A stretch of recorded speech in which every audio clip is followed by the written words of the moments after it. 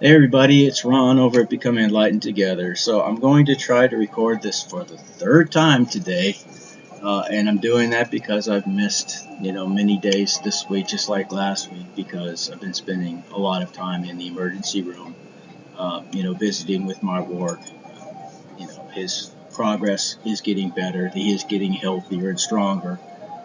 Um, right now, it's just about giving moral support more than anything else. But that's where I've been. And remember, I'm not doing this as a way of making money or anything like that. I don't mix, any type of spirituality with mammon or, with money, because one will affect the other inevitably. And I don't want that hanging over my head. I want to do this sincerely and justly. So that's my goal. All right. So this energy for this week takes off exactly where we left off last week, where we're really talking about what's going on in the world of the karmics. And what we're really seeing now more than anything is they stand on the precipice.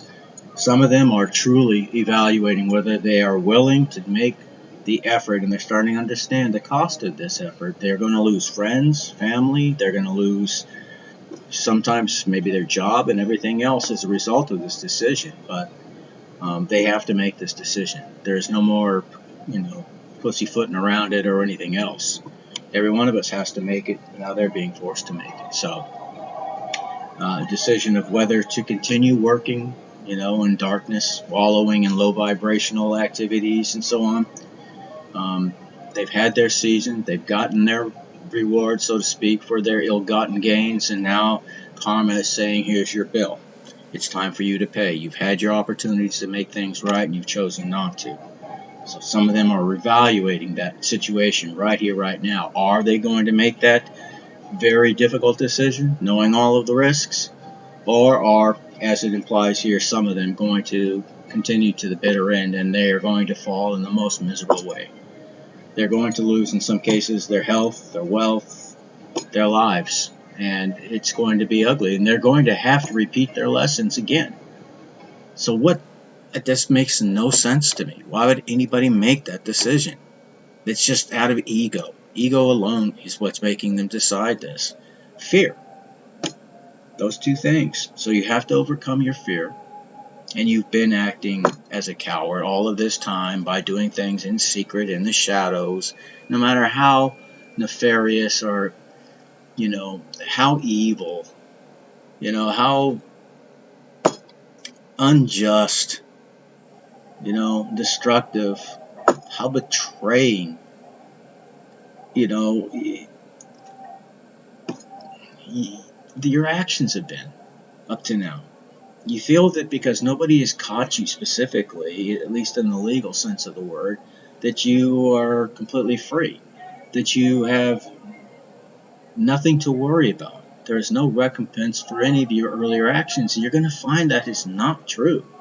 And that's exactly where they're at right now. They are right on the precipice, some of them of actually making the right move, doing the hard work, and trying to make amends. And that means also including an apology to you, to the collective, because they are starting to realize they have done you wrong.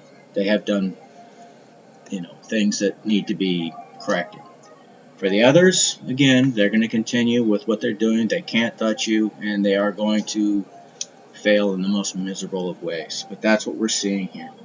It's basically the time we're looking at now where the karmics are being called. Step up or forever hold your peace, because your recompense for your sins is coming. Alright, so the overall energy is that of Ewas in the reverse. Okay, Ewas in the reverse talks about long journeys. Okay, and sudden changes, things of that nature, desire changes, even a sense of restlessness, um, feeling cornered, perhaps, reckless haste, doing things without really thinking them through, just uh, a lot of movement with nothing really actually being accomplished in those movements, and that's what we saw a lot of last week. So it talks about also a sense of mistrust, disharmony, and betrayal. And again, we all know that there is no honor among thieves, and they've been acting as thieves for a very long time now. So those that they've chosen to surround themselves with are showing their true colors, and their true colors are being shown to the other people as well, if they're choosing not to make the right decisions. Now, in the past, what we pulled for today is that of Sawillo. Now, Sawillo is in the reverse, so it's typically a very positive rune about protection and defense and things of that nature, but in the reverse it talks about somebody who's completely self-centered, just full of themselves. Somebody also has false goals, gives and receives bad counsel. Somebody is extremely gullible, basically destructive, somebody who is seeking ill-gotten retribution, somebody who feels that they have a right to seek vengeance on somebody that never did anything to them. Okay? And so there's a sense of justice in this. And also, from a spiritual standpoint, it's the casting down of vanity. So for those who have been involved in this spiritual journey, whether they realized it to be such or not, they are coming to the rude awakening that all those forces that they chose to partake with, to work with, if you will, to do their bidding, or so they thought, are now coming to terms with these actions and these energies. So the wrath of God is also upon them in this particular case. That's specifically what that rune stands for. Okay. Now the present energy is that of Rado, and Rado, if I can find it. Some of these runes are just so weirdly shaped. Looks like letter R, but it's in the reverse. So Rado is basically talking about an upset of one's plans. Somebody had long-term plans for this, that, the other thing, to have this much wealth and this much power and authority by a certain period of time, and they're finding that none of those plans are coming to their fruition. Or if they still haven't come to that realization, they will be very, very soon. They will know. So delays and unexpected travel are also part of their near future. Being lost, perhaps during a journey of some kind, being in a state of crisis, feeling rigid, stagnant, again, a sense of injustice, feeling that they are being unjustly targeted, for example. Things are coming out about them. Many of their secrets are being revealed, and we're going to see that more and more through the next two readings as well. So, disruptions in their life, dislocations in where they're living or working, demotion, they may have lost their job altogether. Again, holding on to strong delusions, and even the possibility of death are reflected in this energy. Okay, so that is the present energy of Radho in the reverse. So again, this is non-reflective specifically to the collective in general. This is telling you that people within your energetic sphere of influence, whether you know it or not, some of them have been working against you and others, and have done so for a very long time, and they are experiencing the beginnings of their karma. We've been talking about briefly, off and on, for many, many months now. It's becoming very clear and very consistent. Every week now we're hearing this. Now, as far as the obstacles and challenges, what we have is the rune of Berkana. And Berkana also is in the reverse. It's the rune for the goddess Berchta, which is like, Mother Gaia, so to speak, or Mother Earth. Things that are related to the flora, the fauna, the animals, the young, females, things of that nature.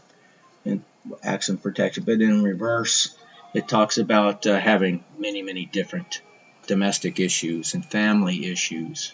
Family issues are issues with people who are close to you, family or friends. So anxiety over much of the same. Anxiety with your relationships. Worry over somebody who's close to you.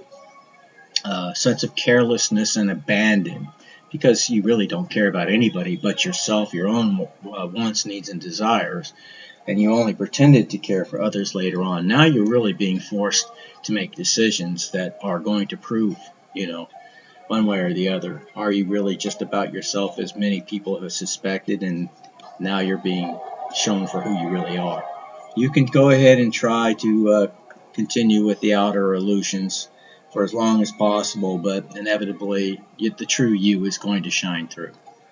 And that's really what it's saying here. So, deception, loss of control, abandon, the blurring of one's consciousness, all the stuff that you're fretting over and all the things that are being revealed that you didn't want revealed.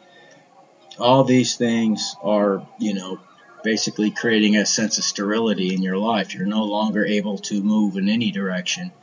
You're finding that all of your connections and all the things that you had that you felt made you untouchable are no longer true. And you are seeing that we are all mortal while we're here to some degree. We may have higher and lower, grades in terms of what our spiritual ranking is, so to speak. But physically speaking, we still have all the trials and tribulations that anybody in the flesh will have to go through, good and bad. Now, as far as our help and advice, we do have Manas, and Manas is in the upright. And Manas talks about mankind, humanity in general, altruism. It talks about, how you feel about other people, how other people feel about you. So our relationships, so to speak, both in terms of our close personal relationships and those that we use in a more professional sense, through occupation and so on. So it also talks about one's modesty. It talks about a sense of social order, working together as a collective, so to speak, or not. It talks about someone's intelligence, the ability of holding and utilizing your foresight, your creative skills. See, when you're walking in a more positive light, when you're walking in more, I guess you could say, a higher vibration, resonance, and frequency, then you have more creativity as well that's associated with that. You end up losing those abilities in many cases when you've shown that you're working at a very low vibration. Now, how do I explain that when we're talking about entertainment? Well, the entertainment world is also controlled by a more darker set of personalities who do, from time to time, give some gifts or grace or whatever, along with your promises of following through with their agendas. You're given a certain amount of fame and fortune and things of that nature. So the proverbial selling of one's soul kind of thing. That thing does absolutely happen. There's no doubt about it whatsoever. So all of these types of things are what we're seeing as far as our help and advice. So we do have people that we can consort with. We do have, even if it's our own ancestors or whatever, or just going within and seeking that quiet, small voice, as they always, basically, entitle it, because it is harder to hear that voice that does indeed have all the answers that you seek out. You really have to be in a sense of stillness and quiet to hear it. And this is why there is so, little of that in our everyday environment. You literally have to force that in your life. Make time for that so that you can hear that voice. And this is why the enemy does everything in their power to make it very difficult for you to do that. Okay? Alright, so now as far as the future outcome, that looks a little bit more positive with the God Tires rune. And this is Tiwas, and this one is in the upright. Now, Tiwas is basically covering everything in terms of leadership. He's courageous. He's a great leader. He leads by example, not by power.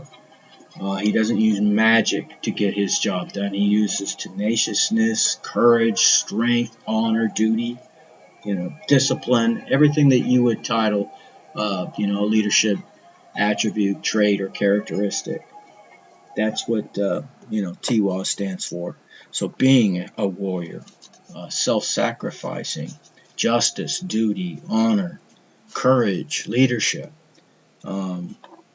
authority, somebody who can analyze and rationalize information, somebody who knows their own strengths and their weaknesses as well, Somebody who's victorious, somebody will have success in any competition, and that includes legal matters as well. So that is just letting, again, the collective know, to remind them, if you will, that even though there's still people out there who are working diligently day and night, they are not giving up in some cases, some of these people. You need to keep up on your spiritual cleansing, your shadow work, doing those things which are higher vibrational and so on, to make all of their efforts, of no effect, worthless. In fact, all that energy has to go somewhere, so unless you take it and transmute it for your own purposes, it'll be sent right back to them, and they will suffer. So that's where we're at for today's energy. I'm going to do 2 more readings, and that will bring me up to speed to close out this week, and then I'll do, of course,